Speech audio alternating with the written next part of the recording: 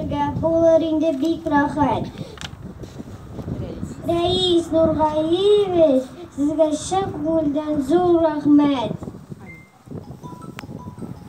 Бүген яңа бакчабызга бик татуанып килдегез. Сезгә обыл рәхмәтебез Газинул Абдуллович. Мәгълүмат, кайсы җыла һәм бием, әгәр дә без тырышмасак, Ифат Фатович ни дигән?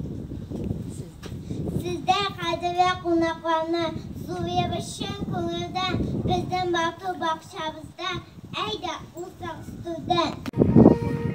Әлеге бакчага минем кызым Динә йөрәчәк Алла бирсә. Шундый матур, шундый зур, иркен, якты, җылы бакча төзеп куйдылар. Алланың рәхмәте яусын районыбыз җитәкчеләренә, республикабыз җитәкчеләренә. Безнең балаларыбызны сөендереп, үзебезне сөендереп, шундый искиткеч матур бакча өчен. Инде исән-сау, исән-имин, авыртмыйча, барыбыз да сәламәт булып, йөрергә насыйп булсын балаларыбызга шушы бакчага. Мәйданчыклар ясап куйдылар. Әле безнең авыл җирлегендә мондый мәйданчык беренче тапкыр күрәм.